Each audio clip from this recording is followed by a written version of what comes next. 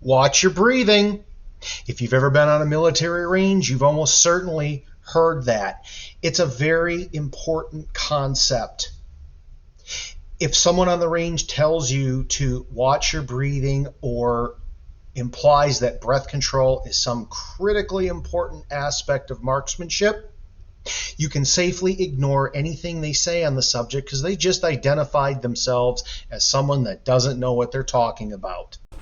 All right, so we got 1, 2, 3, 4, 5. Now, this is spread out quite a bit. What is the culprit when a group is spread out like that? Fundamental. Which fundamental? Breathing. Breathe. No. The old 4 fundamentals model was really just a short checklist to describe a very simplified shot process for brand new shooters and for novices. It stripped down everything to the most simple method to get people to get a minimum passing score on a qualification. That's it. The problem is they threw breathing in there as some kind of fundamental, as if it had any real significant effect on shooter performance, especially stringing shots vertically. Because this diagram is so easy to photocopy and throw into a slides, low-skill shooters pretending to be instructors reuse it over and over, and it ends up giving it a higher level of importance than it really has. What that chart is showing you is the fact that as you breathe in and out, it's going to induce movement, which is going to translate into something that looks about like this. You breathe in and out, the sight will track more or less straight up and down vertically.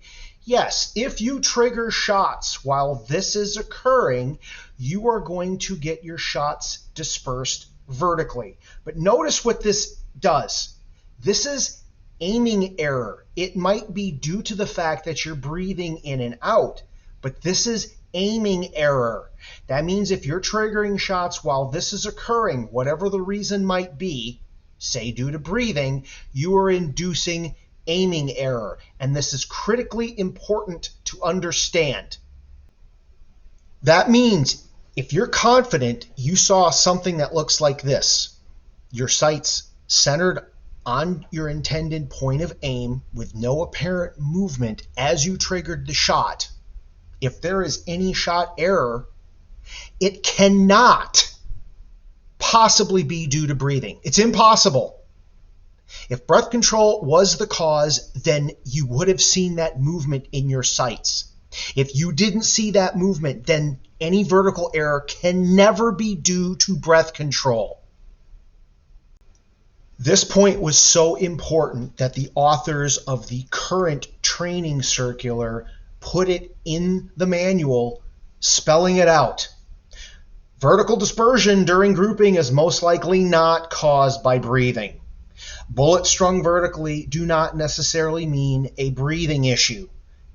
They put it there specifically because this myth has been so rampant, they're trying to stomp it out.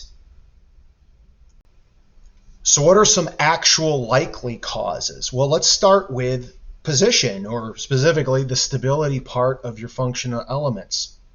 A weak grip, particularly if you address the myth of a need to put your tip of your index finger on the trigger, can lead to a poor position. Varying the rifle butt position in your shoulder or having slack and allowing it to slip under recoil can cause vertical stringing. Not using enough head pressure, a poor cheek to stock weld. If you change the distance of your eye from the rear sight or your ocular lens, this can cause an issue. Particularly with stoner-based platforms, that is the M16, M4 series, any pressure you put on the handguard puts direct pressure on the barrel, unless, of course, if you have a float tube, which most issue weapons do not. This is a big enough issue in itself that I have a completely separate video addressing that alone. Let's move on to aiming. Having an inconsistent head placement, particularly due to poor cheek stock weld, can be an issue. That can cause an inconsistent aim and or changing your reference of your eye in relation to your sight, whether it's rear sight or the optic itself. That can have an effect on sight alignment. Inconsistent placement that causes inconsistent aim can cause sight alignment issues. This can easily go in any direction, certainly can be vertical.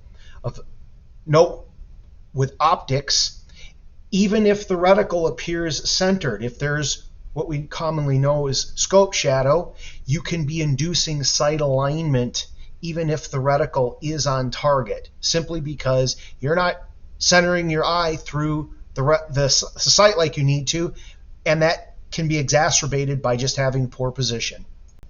Also consider our old zero target. It's a silhouette. It's much taller than it is wide. When using iron sights, the target is going to appear about the same width as your front sight, which means it'll be pretty easy to detect any error left and right.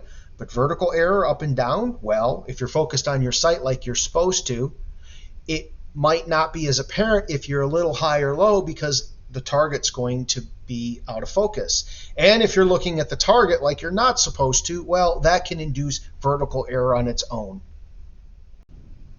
And let's not forget the single biggest problem, flinching or pre-ignition push or shot anticipation. Shooters pushing into their firearm in anticipation of the shot going off, thus redirecting alignment unintentionally. How funny is it that one of the single biggest problems with shooter error is something that isn't even addressed, but something like breathing gets talked about all the time. Thank you for watching. If you found this useful, like, subscribe, and share it with some of your military friends that have been telling you to watch your breathing, because now you know better. Thanks.